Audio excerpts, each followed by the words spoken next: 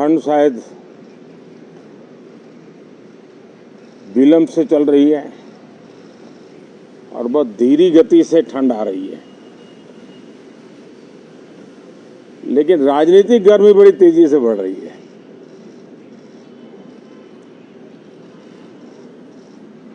कल ही 4 राज्यों के चुनाव नतीजे आए हैं। बहुत ही उत्साहवर्धक परिणाम है। ये उनके लिए उत्साहवर्धक है जो देश के सामान्य मानवी के कल्याण के लिए कमिटेड है, जो देश के उज्जवल भविष्य के लिए समर्पित है,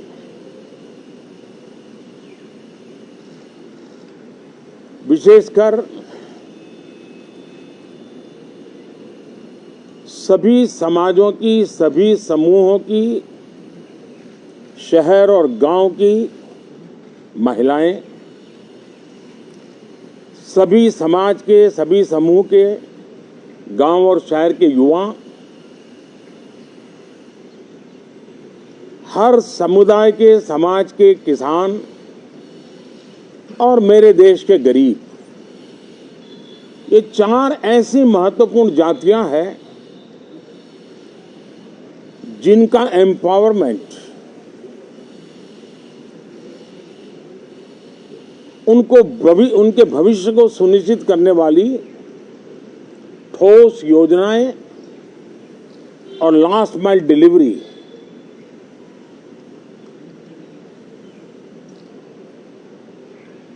इन उसूलों को लेकर के जो चलते हैं उन्हें भरपूर समर्थन मिलता है।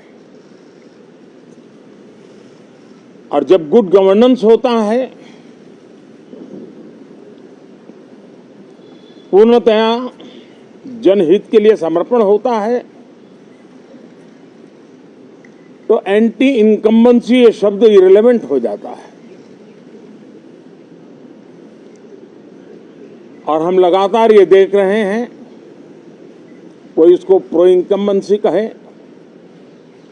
कोई इसे गुड गवर्नेंस कहे, कोई इसे ट्रांसपेरेंसी कहे, कोई उसे राष्ट्रहित की, जनहित की ठोस योजनाएं कहें, लेकिन ये लगातार अनुभव आ रहा है। और इतने उत्तम जनादेश के बाद आज हम संसद के इस नए मंदिर में मिल रहे हैं। इस संसद भवन के नए परिसर का उद्घाटन हुआ, तब तो एक छोटा सा सत्र था, ऐतिहासिक निर्णय हुआ था, लेकिन इस बार लंबे समय तक इस सदन में कार्य करने का अवसर मिलेगा। नया सदन है, छोटी मोटी अभी भी शायद व्यवस्थाओं में कुछ कमियां महसूस हो सकती हैं। जब लगातार काम चलेगा, सांसदों और विजिटर्स को भी, मीडिया के लोगों को भी ध्यान में आएगा कि इसको जरा अगर ठीक कर लिया जाए तो अच्छा होगा। और मुझे विश्वास है कि आदरणीय उपराष्ट्रपति जी और आदरणीय स्पीकर महोदय के नेतृत्व में उन चीज़ों की तरफ पूरी तरह निगरानी है। और आपसे भी मैं कहूँगा, कोई चीज़ ऐसी छोटी मोटी आपके ध्यान में आए तो ज़रूर आप ध्यान आकर्षित करना, क्योंकि ये चीज़ें जब बनती हैं तो आवश्यकता के अनुसार बदलाव की भी ज़रूरत होती है। देश ने नकारात्मकता को नकारा है। मैं लगातार सत्र के प्रारंभ में विपक्ष के साथियों के साथ हमारा विचार विमर्श होता है, हमारी मेन टीम उनसे चर्चा करती है। मिलकर के भी सबके सहयोग के लिए हम हमेशा प्रार्थना करते हैं, आग्रह करते हैं। इस बार भी इस प्रकार की सारी प्रक्रियाएं कर ली गई हैं और आपके माध्यम से भी मैं सार्वजनिक रूप से हमेशा हमारे सभी सांसदों से आग्रह करता हूं,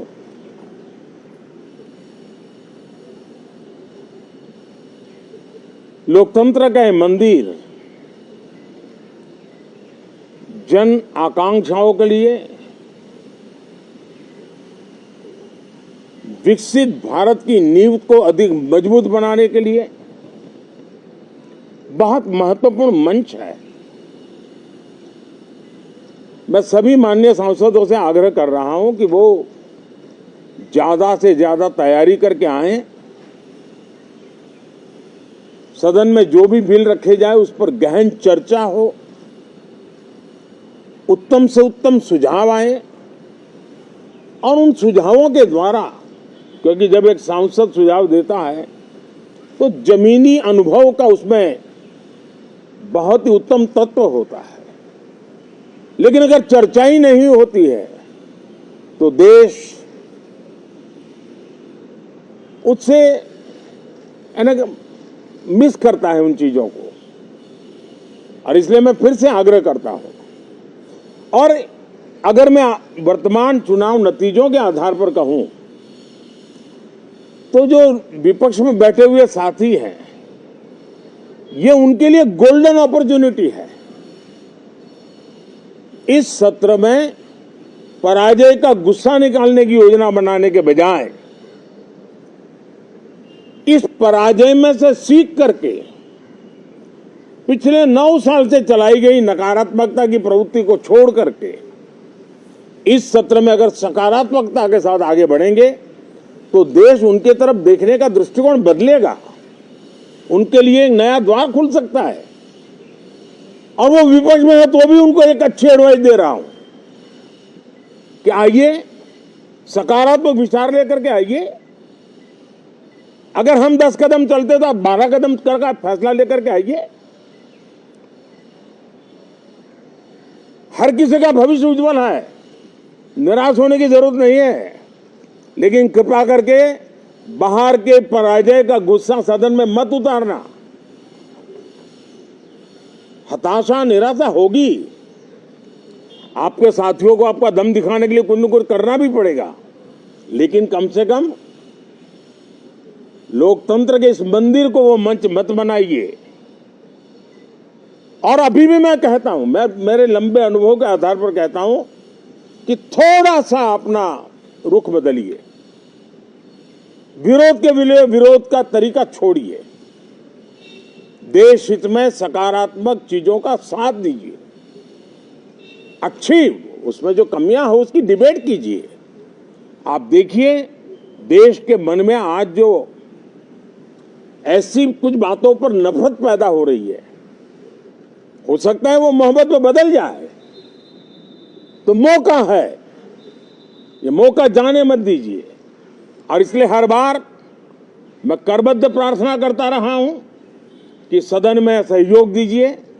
आज मैं राजनीतिक दृष्टिकोण से भी कहना चाहता हूं कि आपका भी भला इसमें है कि आप देश को सकारात्मकता का संदेश दें, आपकी छवि नफरत की और नकारात्मकता की बने, वो लोकतंत्र के लिए अच्छा नहीं है। लोकतंत्र में विपक्ष भी इतना ही महत्वपूर्ण है, उतना ही मूल्यवान है और उतना ही सामर्थ्यवान भी होना चाहिए।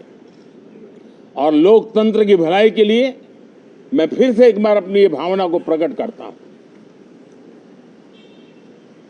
2047 अब देश विकसित होने के लक्ष्य में लंबा इंतजार करना नहीं चाहता। समाज के हर वर्ग में यह भाव पैदा हुआ है कि बस आगे बढ़ना है।